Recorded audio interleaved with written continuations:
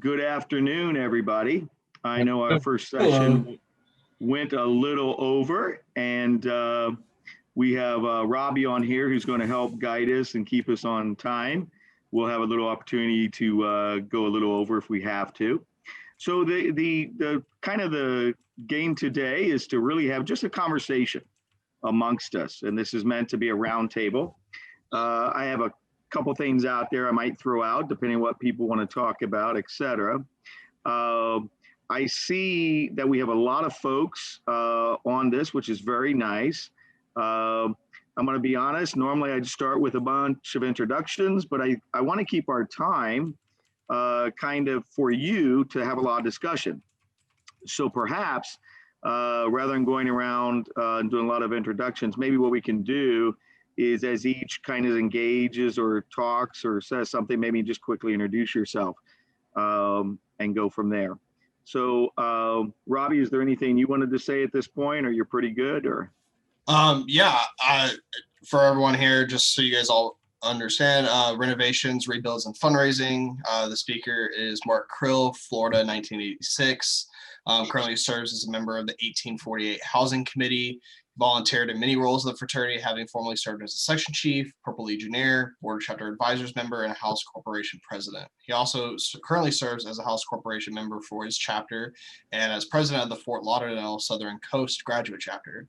Outside the fraternity, Mark is an executive VP of First Bank, Florida, located in Plantation, Florida. Thank you. And I'm in wonderful sunny Plantation. I throw that out there to tease you all. I have palm trees in the background looking out my balcony right now. Let's begin today. Yeah, I see that. So as we know, this is about renovations, rebuilds, and fundraising, right? So let me kind of throw some things out there. Let's kind of begin our conversation. And this is an open forum. Hopefully we can all learn from each other. I'm going to actually be taking some notes here too as follow-up from that point. So kind of just some areas I thought would be of interest and would love to get input on, and perhaps we can get some questions going and conversation going. Is I kind of saw 4 areas really for our conversation today. Look, we all know we can talk a lot about renovations, rebuilding, fundraising. Each one of those alone is a great topic, right? And this is a lot to do. So there's a couple areas I thought would be some highlights. One would be, in this process, how do you find your audience of your chapter? How do you communicate with them? The other is a little bit about developing your plan. For those who saw our opening speaker, Dave Schreck is fantastic. He actually covered a lot of these great ideas, but they really go straight to renovations, rebuilding, and fundraising. The other issue is directly fundraising. Have you had any experience at it? Any thoughts or any questions? And then finally is how do you get to that project management and handle it? From that standpoint. So first and foremost, maybe I'll throw a question out there to the group, has anyone in this group had any recent experience or need or capability as far as doing a renovation? I'm in the process one right now. We just completed 7 of our 14 rooms at the University of Akron, just actually about 2 weeks ago. John and Bill, how did you find those processes for you? From my standpoint, on our house core, we have a gentleman that has about 350 properties he manages. So he brought his team in. We agreed that we'd have some brothers do the tear out, and then he had his team come in and do what we wanted, which was a standard flooring, standard drywall, standard paint, which we had not done in the past. So there's a lot of lessons learned that we went through here recently. In our case, we had a flood in the basement. Our house is actually 2 buildings or 2 addresses. And so the back building, which is connected by a breezeway, had a flood. So we bought this house about 4 years ago. There's 10 rooms in there.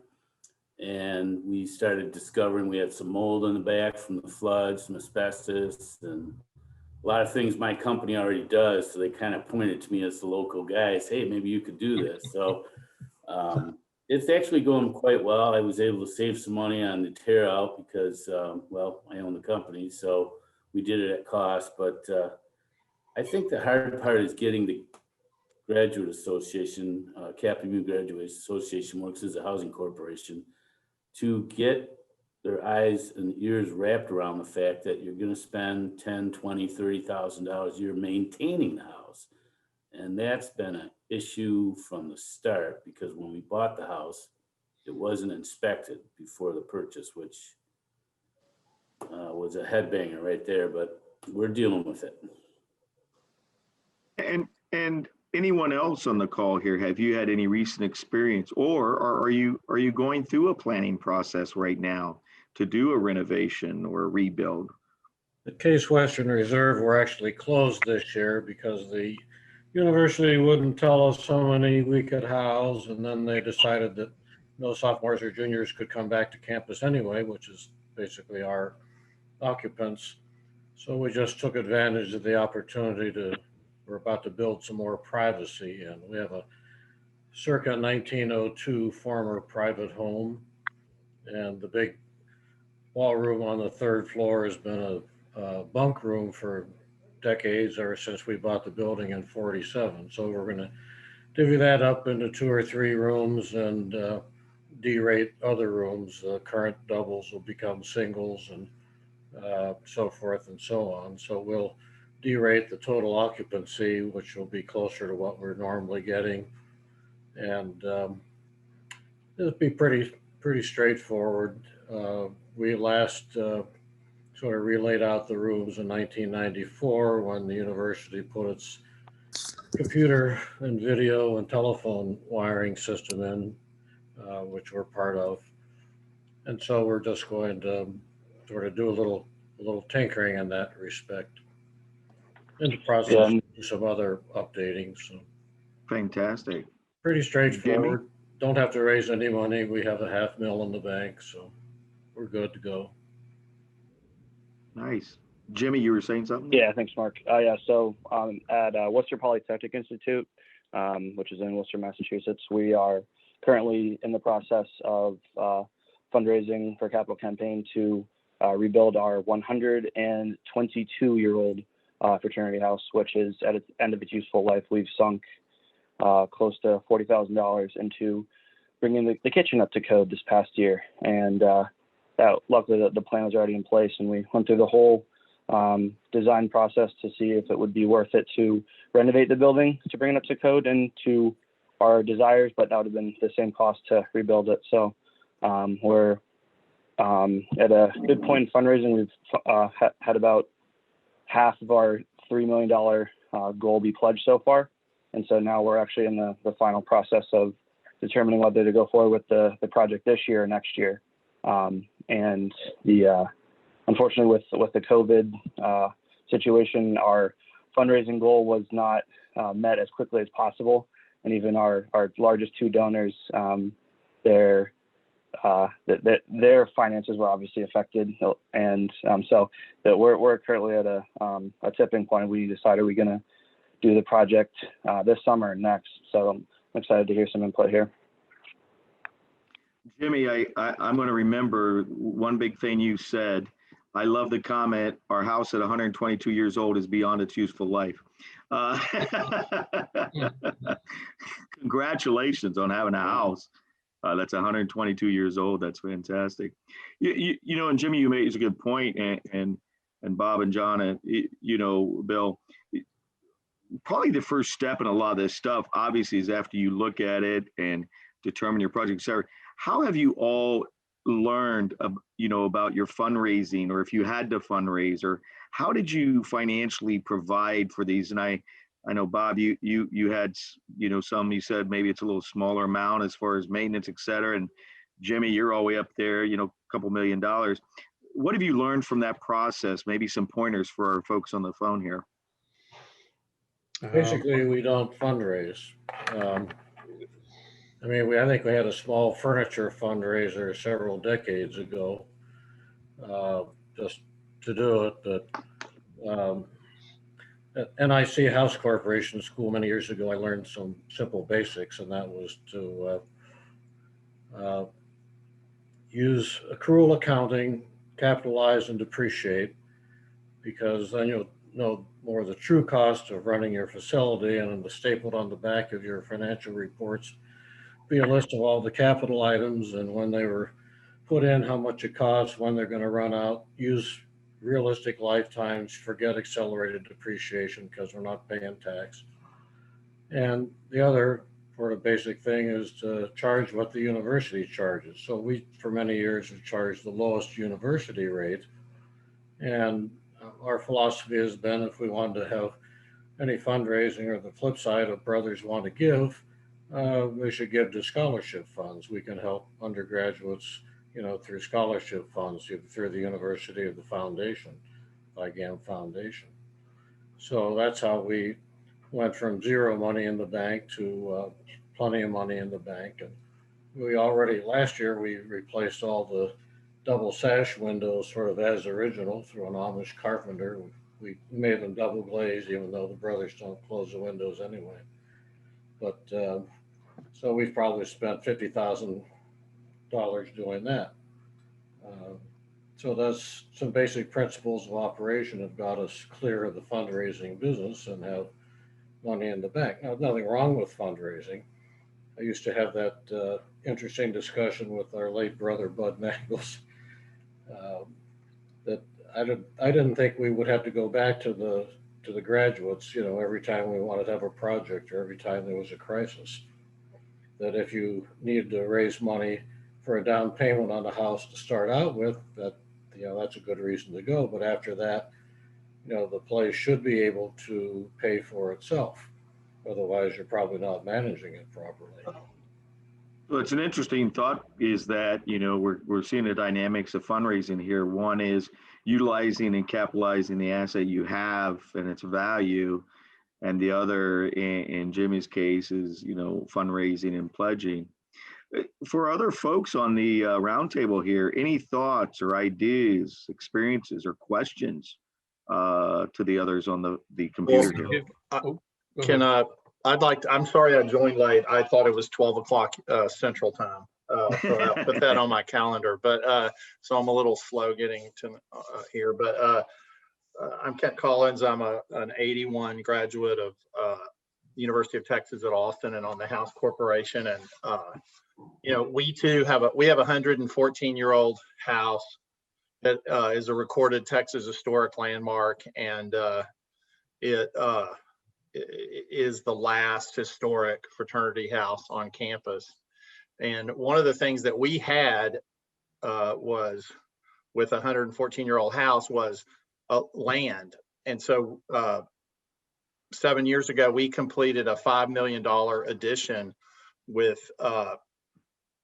study hall and 16 additional rooms and parking structure below that has taken a lot of the load off the historic house. So I wanted to mention that because of what was said earlier about the life of a fraternity house, and we're about to, and we just paid off. We got a loan from a sympathetic alum banker and had pledges exceeding our cost, and we paid off the loan with pledges last year.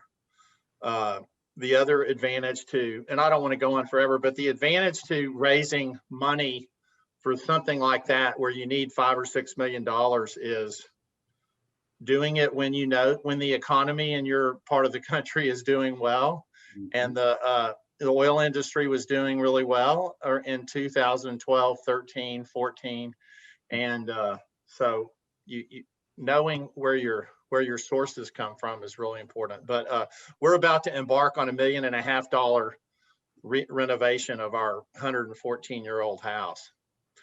And that's why I'm on the call. It's a big job, and it's a lot more complicated than adding on to the existing, adding a new structure.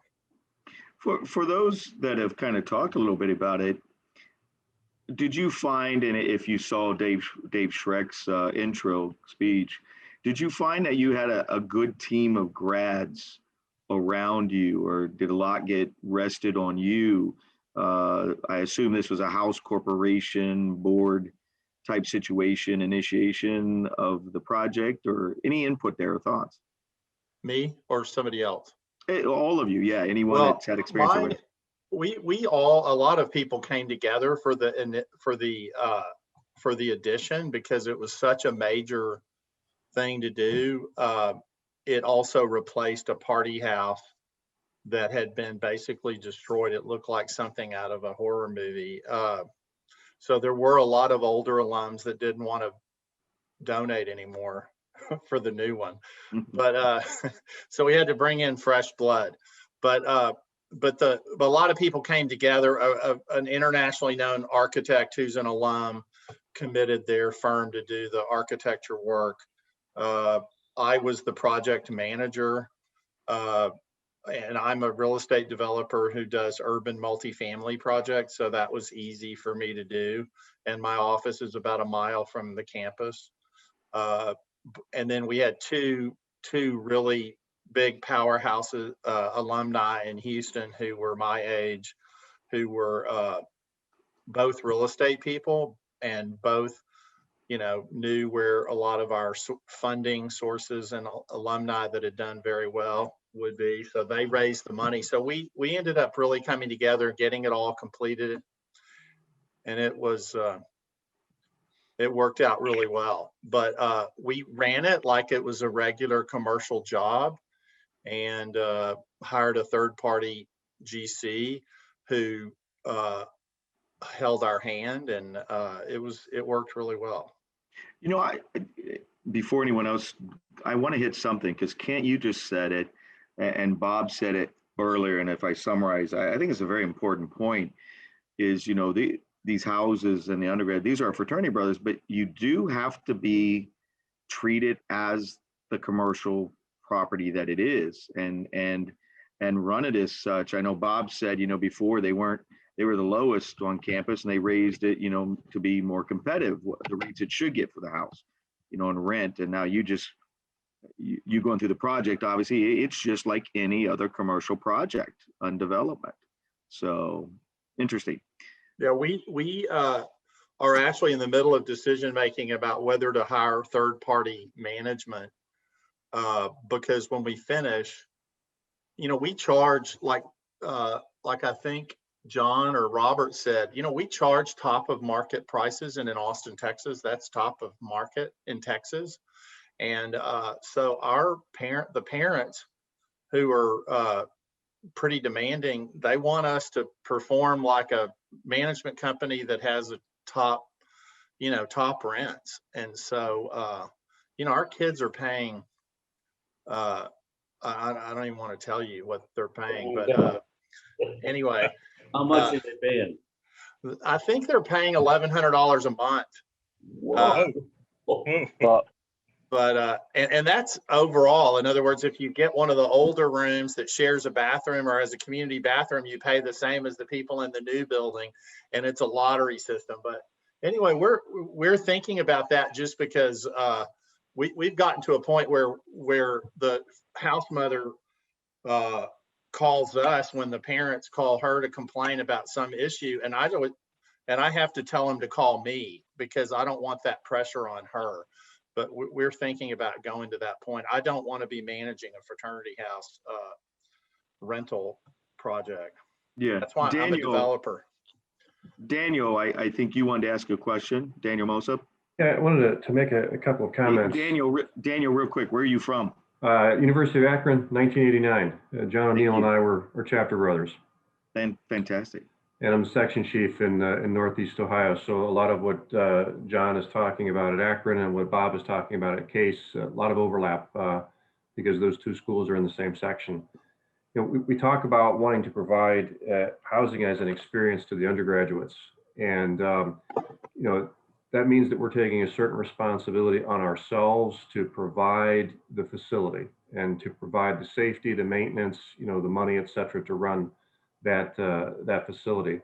We also, I think, have to be very clear about what the undergraduate responsibilities are as well. As an undergraduate, I hated house cleaning. I hated those duties. Understood why we needed to do them, but I still didn't like it.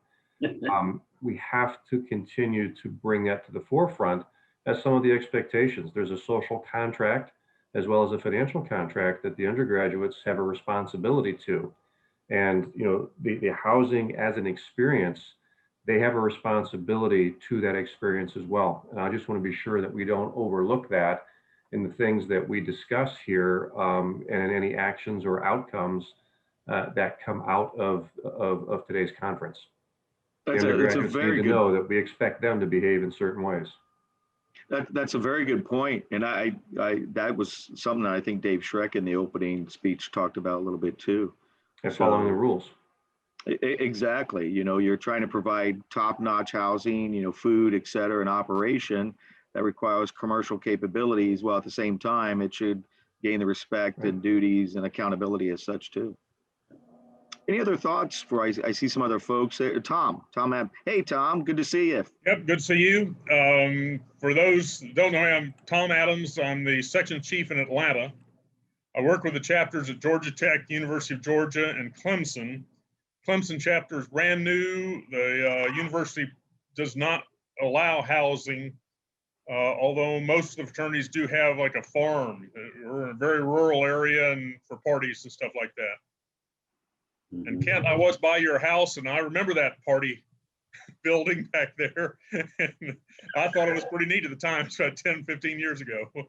And I certainly respect Bob Niebaum personally. I know him well, and but I do believe in fundraising. I strongly believe in having a 3-year campaign every 4 years. Everybody gets a year off.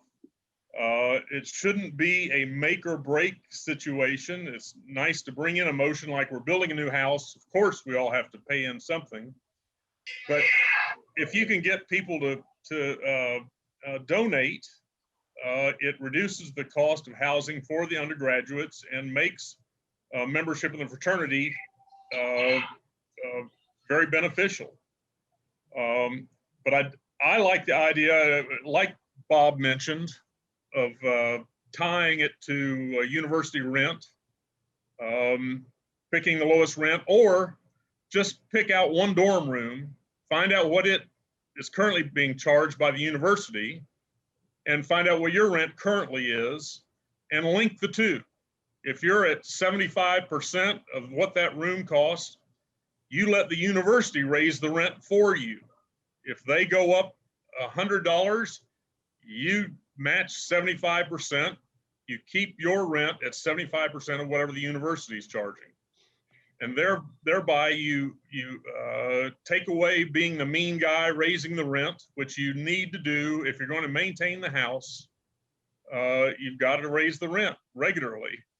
But you let the university do it for you. You're linked. You can tell the undergraduates you're only paying 75% of what it would cost to be in the dorm, and you're set for the future to maintain a revenue stream that will maintain the house. And I think we'd had a quick call with 1848 a couple weeks ago.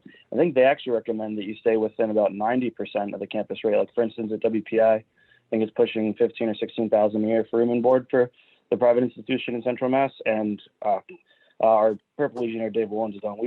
We're still at like 9 or 10,000 a year at the current rate, and with the new house, we'd be trying to hit within that 90% of the campus. So I'm currently the corresponding secretary for the Pi chapter, which is at Allegheny College in Western Pennsylvania. And we were rechartered in 2014. And when I transitioned into this position, I had to clear up a contract with the school because they wouldn't recognize any funding that they would put toward a new living space for the fraternity. And we're a very small chapter as it is, but we haven't had a house ever since we've been rechartered. And a lot of the other fraternities on our campus, we're a small campus to begin with, the cleaning services actually go into the fraternity houses, and it's not an extra charge to make sure that they clean and upkeep the bathrooms in their own respective houses. So I think, Daniel, you brought that up saying that the undergrads didn't want to clean the house or whatever. So I don't know if that's a consideration that you can do for your own house, but I just wanted to throw that on the table. But part of the problem that we are having for our chapter is we don't have the funding for a living space or even trying to build a new house completely. So. Well, I thought your house is now the admissions office. And I thought with the House Corporation entered into that arrangement, there was a promise that the college would build us a new house, not on Main Street in front of everybody, but on whatever other street where there's other Greeks. Yes, and guess that's never happened. Huh? I actually got into contact with Gary Bros, who was one of the main donors for that 454 house, and he cleared it up the next day as soon as I emailed him. So I'm very thankful to have been in contact with him, and he honored that agreement with the school. So if it wasn't for him, then I definitely wouldn't be in the position that I am right now. I'm just trying to acclimate to what the school wants, which is hard in itself just because they're dealing with instruction of classes because they don't know if we're even going to go back to campus. So we're not really an importance to them right now, but I'm trying to go ahead and move this forward. Let me take this chance to, this is all good conversation. Like I said, any one of these subjects can be a day conference. We have other folks here that joined us. I just want to reach out and maybe see their thoughts or input. I know we got Steve Scott or Shana Smith and Nicholas. Any thoughts from you all or Jeffrey Keller? I mean, what do you see or your experiences, or what are you hoping to get out of this roundtable today? Well, sure. You called me. Oh, go ahead. Oh, sorry. I'm Jeff Keller. I'm president of our graduate association and house board at Ohio University, Alpha Omega. So I'd like to see my Ohio brothers here on here as well. But we do a flat fee to the chapter. We've had a very cyclical membership and house utilization over the years. I've been the president here for a couple years, but we've gone to pushing the responsibility for filling the house and collecting the fees out to the chapter brothers. So the more people they get in the house, they can drive the rates down, right? Or the less people they have in the house, they pay more. But we've established a set fee per semester and say this is what you're paying. We've heard things are moving that way across the nation, but I haven't heard anyone on here talk about that. It's all been per person, per room, single, double, those kind of things. So I wanted to throw that out there and see what people were thinking about that as well. Hi, guys. Oh. Yeah, go ahead, Steve. Steve Scott here, University of Illinois, House Corps president, graduated 77. Back when I was an undergraduate, that's the way it worked. We were charged a rent as undergraduates, and it was up to us, our treasurer, to collect and the rest of us to pay. And that determined how well we ate, if we ate. It also motivated us to rush, now they call it recruit, like crazy. Brief history, we were on the Illinois campus for a century. We got thrown off for some bad undergraduate behavior, which really traces itself to bad recruiting. We were off for a decade with the help of IHQ, some yeoman work. We recolonized, we leased a roached out sorority house for several years, found, purchased and renovated a house that we're back in right now. COVID came and man, what a ride. But speaking to fundraiser, what we did to enable the purchase of that house after we lost our century old house to the Delts for all things. Jim Hickey, who is no stranger at IHQ, spearheaded our fundraiser. He's a 75 Illinois grad, former Archon president, and he had a very successful model. He recruited people to be on his team. None of them were on the House Corps. I was House Corps president. Jim ran the fundraiser, and he had someone that would span about 5 or 6 pledge classes. So he knew everybody. And those those fundraiser leads, people give to people. And they made it personal and they made it competitive. They made it fun. And Jim just motivated that team for about a year and a half. Pulled in a little over $1.5 million, which basically, along with a loan that has my signature, enabled us to buy the place. I agree completely with staying close with university rates. We have a suite arrangement in the house with rooms sharing a bath. We're air conditioned, so we compare ourselves to the air conditioned dorms. charge, I'd say 90% is about right. I agree, you got to run like a business and cash flow, but there comes a time like COVID, which I think has kicked us all in the butt in a certain way. We're going to have to get well. We're managing right now, but there's going to be a post-COVID period where I think a lot of us are going to need to get well. So good luck to us all. Thank Folks, you. we're coming up on about a 10 to 15 minutes left in our conversation here. It's never enough time. These are all good points. Steve, you made a good point about, people give to people. Nicholas, I know you had posed a question here. I want you to go ahead and pose that to the crowd here. I think it's a very good question. All right. So I am Nicholas Urbani. I am current chapter president in the Alpha Gamma chapter at Kettering University. So right now, our house is kind of in a really interesting spot. Most of our house, like how it's running, we really don't actually like work with our housing corporation at all. It's mostly all undergraduate control.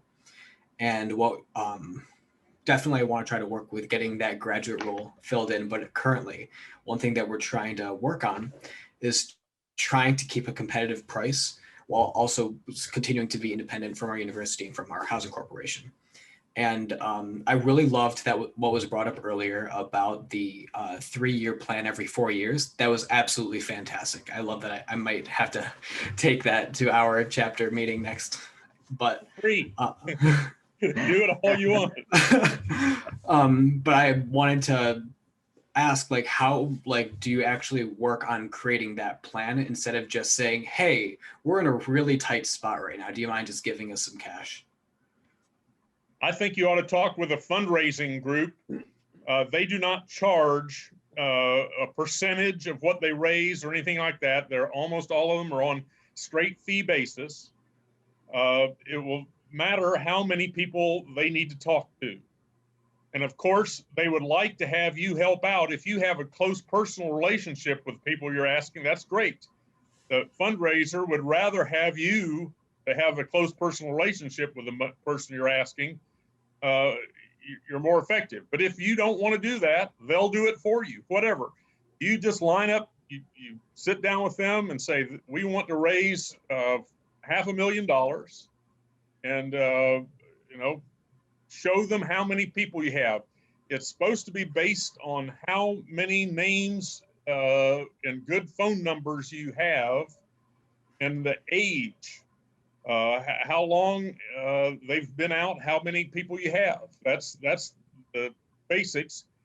And given that many people, they'll tell you, you'll find 2 or 3 people that give you $100,000, 20 people that can give you $50,000, and 400 or 500 people that'll give you $10,000. So what, they can tell what kind of money you can raise. You need good communications, you need good scholarship, all the things that everybody talks about. Running a good fraternity is what is very, very beneficial in raising money. The better you run your shop, the easier it is to raise money.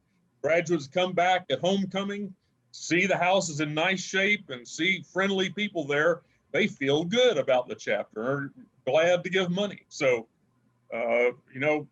do your best at being a good undergraduate, and a lot of it will follow. Every donor wants to know, first and foremost, what are you going to do with my money? Mm-hmm. And then, is it going to beer on Friday night? Or is it going to the house? If you have a good cause, then the fundraisers will help you do that. And I do want to pay my respects to my good brother Tom there. He and I have been going to all the same ecclesiae ever since 1968 and have never missed one. So it's an old friend now. So I probably should mention that there's some chapters like ours. We chartered in 72. The chapter was closed in 99. I was a Purple Legionnaire at the time. Terrible recruiting caused that, like Steve had said. We re-chartered in 2015. Chip McClyman, a member of our Western Michigan University, he's a section chief. He called me and said, "You think we can do this?" I said, "It's all about the graduates." and who wants to help out. So we looked at the fact that we had graduates from 72 to 1999, and then a gap. So we have a young chapter, basically.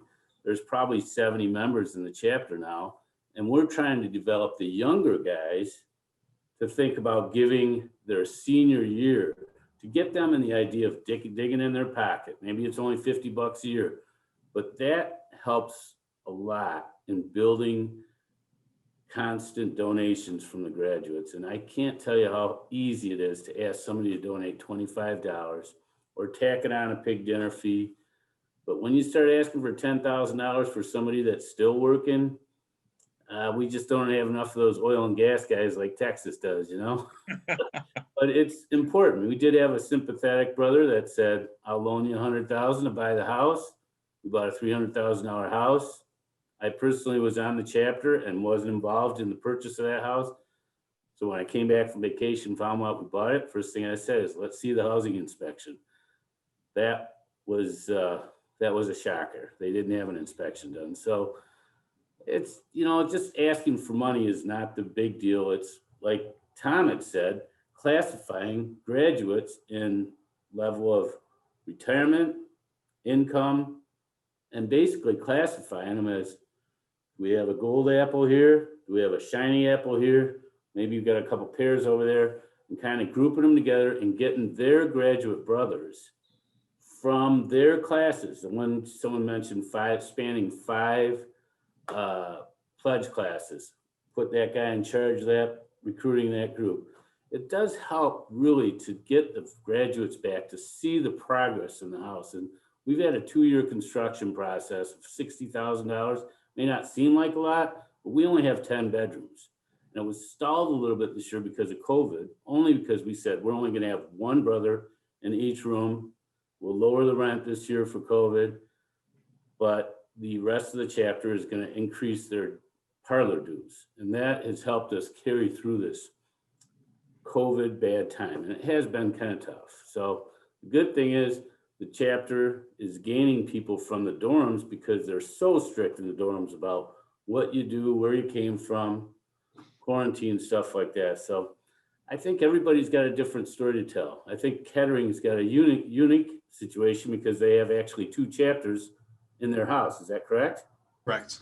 So that's interesting because they go what, spring and winter, and then summer and fall?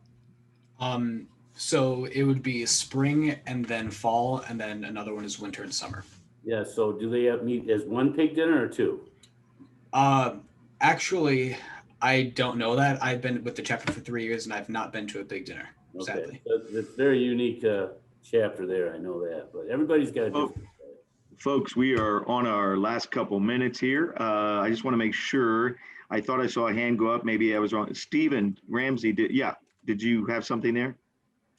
Hey, New Sigma, 2003, North Carolina State. You know, we've been operating, we chartered in 2002. We're a colony for a couple of years. So we're about 25 years old. So we got about that much of a bench. So, you know, the old graduates look like me, you know, like been out for about 20 years now. So we have a fresh build situation where we have, you know, about 2 acres in the middle of Raleigh. We were able to purchase the last undeveloped piece of land that's zoned for fraternities in Raleigh off campus. And it was kind of interesting because we did something that I've never heard of before. We didn't have the benefit of all the fundraising time and we had to raise the money quickly. So what we did was we formed a land development company, you know, as an LLC, and then did a private stock offering, you know, through a securities attorney, and, you know, sold the money to, or sold the placements, partnership agreements to, you know, various folks, you know, established grad brothers, you know, some like close family and things like that. But that worked pretty well. And the House Corporation, which is getting, which is using more of a classic fundraising model, hasn't bought in yet, but they're going to buy in as an equity stake on the thing. From a design standpoint, what we're doing is we're building a core house, like that's got most of the social functions and things like that, educational functions in it. And then the rooms, you know, we're building like in kind of a townhouse row. And what that'll allow us to do is to segment the property like functionally. So if the chapter needs to rent, one or two of the townhouses on the private market, or God forbid the chapter goes bust and we have to, carry it, then we can rent the whole thing on the private market, and the townhouses will cover, will float the main property if it absolutely has to. We keep the same. We're projecting using the university's rates, but it's a mixed strategy that I haven't heard pieces of from before. I heard there was somebody from Wisconsin who did a private placement on it, but it worked pretty well, for us. Anyway, we came up with $250,000 in 2 months, something like that, and bought the piece of land. COVID's put a damper on it, but but we can begin to see the opening, light at the end of the tunnel on that, and we're moving forward. Our main focus is getting the house core operating under a traditional capital model, so we can buy in, because like for a lot of the private investors, that's the out, is that the house corporation eventually has a perpetual stake in the thing, and they just buy out the individuals as time goes on. Over. Thank you, Steve. That was very good. Folks, we're at our 2-minute. So I kind of want to throw just some highlights out to the group here that I've kind of gathered so far. And on the fundraising side, we talked about the donors, we talked about the financing operations, financing options, I should say, operational revenues from the chapter actually kick in and help. There's university support in some cases. There is financial staging, meaning, you start off one way and then you go through others. Like Steve just said, they're doing a private placement, which will have different stages and options to pull these funds together. Obviously, there's traditional financing. Heard that from some of the people there. And several of you mentioned, the communication, and I don't know, but what I kind of gathered from this is good product, good message, good results, right? You got to have the right product to sell in the first place. You got to know who to sell it to when we go out and ask for this funds, and ask it in a positive way. Like Nicholas was asking there, it can't always just ask because you need Band-Aids. You got to ask for what's the long-term plan, from that stand. I know we have very limited time today, and I apologize, but this has been a great start. But I know there's a lot of other things about, how to do your plan, how to get resources, et cetera. I would encourage you today to participate throughout this opportunity with some of the other breakout sessions. Well, I'm sure you'll hear some of those options as well. This is more of a personal touch option here, where we hear what people have done, what they can do, and then some are asking, some advice and thoughts. So I appreciate everyone's participation. I appreciate the input. With that being said, I know Robbie's watching the clock, but are there any final, Robbie, you let us know when you have to cut us off, but are there any final thoughts or any final, pieces that anyone else has gathered from today?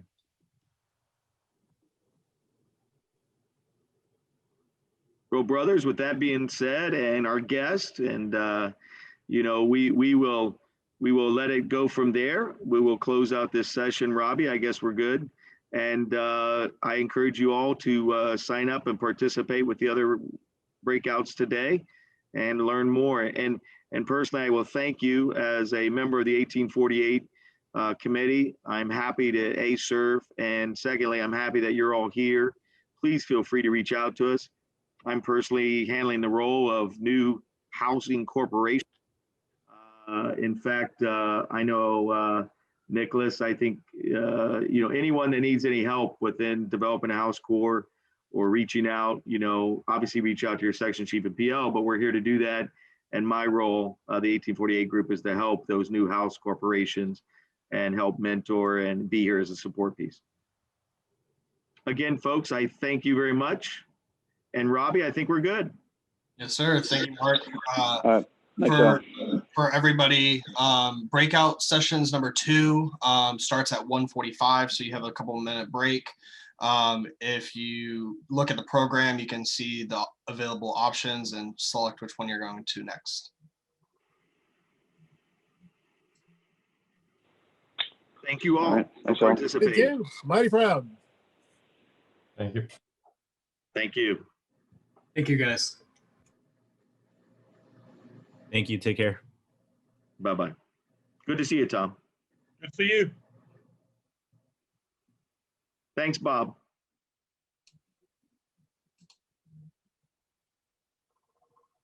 Okay, Robbie, I think we're good, right? Yes, sir.